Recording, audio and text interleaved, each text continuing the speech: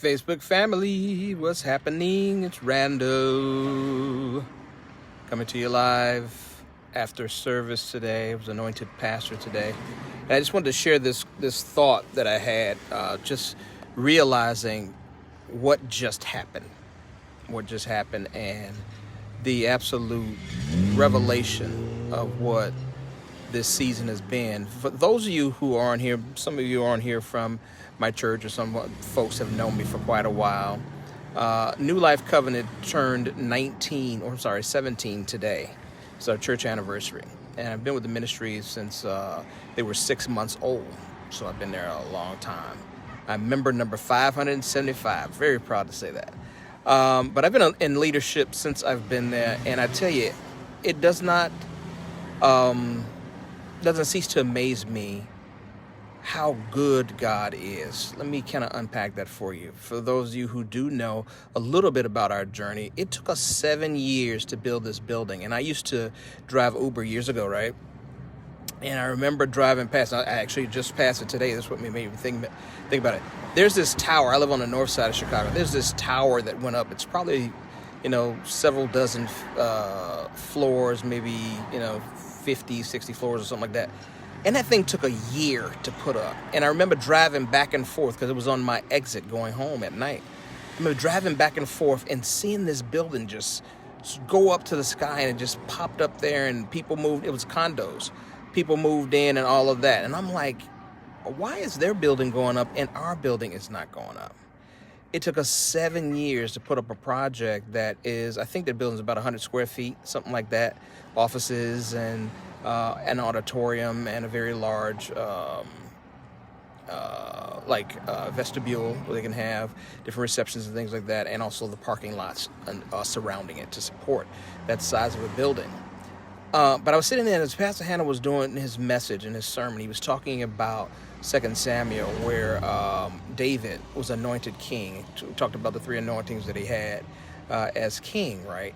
And he focused in on his Saturday night devotion and on today about the gaps of time where you ask God for something and he doesn't do it in that particular time. And one of the things that he brought out today and yesterday is that, there are some times that you ask God for something and it's not the case that he's just, refusing to do it for you. It's just that you're not ready for what it is that you're asking for. And I learned this in my journey, is that sometimes you ask for stuff and you don't get it. It's because God loves you so much. He's like, you don't need that. You think you need that, but I love you so much, I'm not going to give that to you. It's just like if you were a parent and you see, somebody, or you see your child, trying to put something in their mouth, You want this really bad. You want it really bad.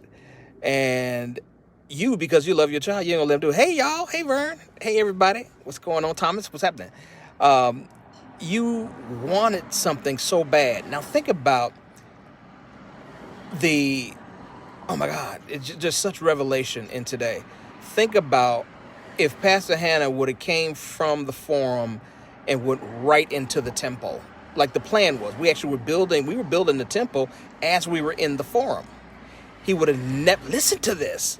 He would have never learned how to do the online preaching that he's doing now and get comfortable enough to make it effective and things like that.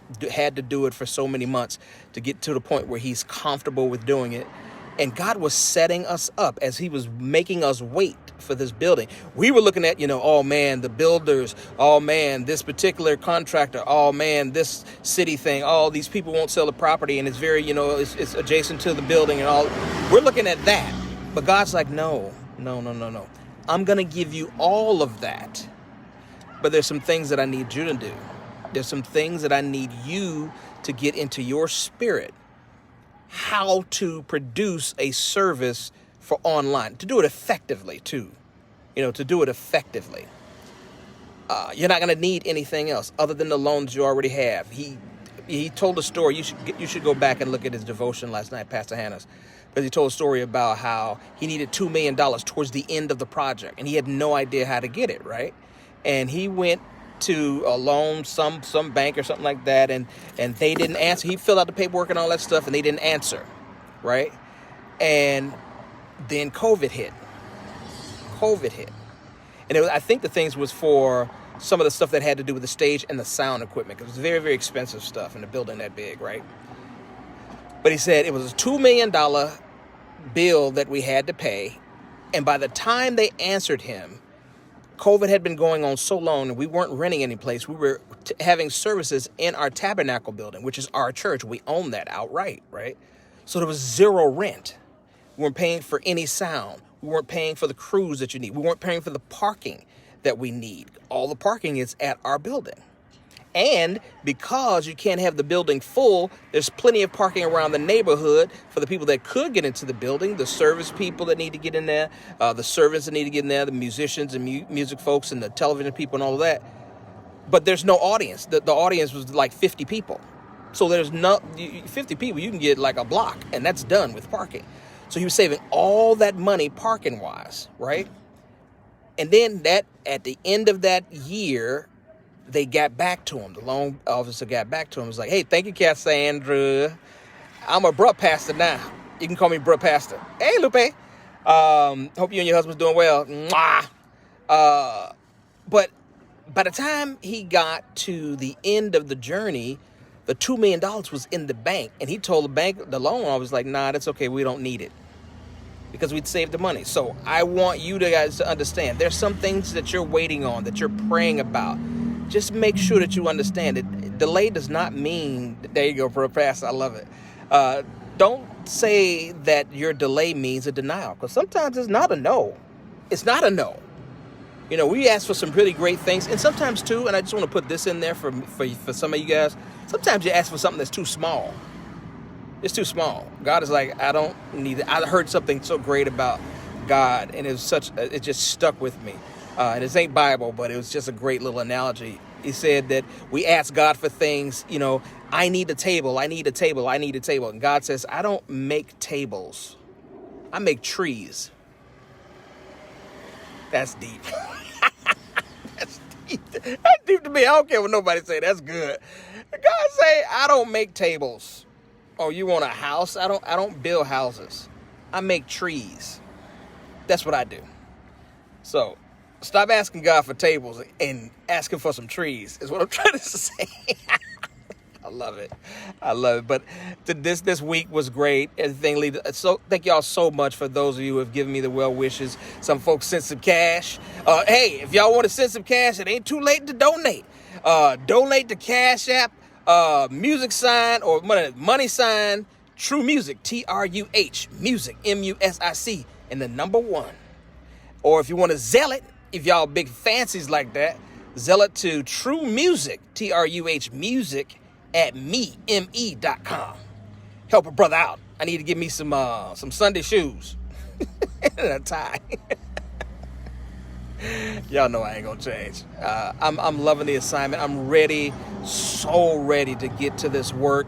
I'm so absolutely overwhelmed with just the faith that Pastor Hannah, Pastor Glenn, and the other associate pastors have in me. And I promise you guys, I am going to try my best not to embarrass you, not to embarrass myself, to build the kingdom the way that he has given me to build it. I mean, I'm not starting a work. You know, most folks know I've been at work, and I will continue work. I love this life.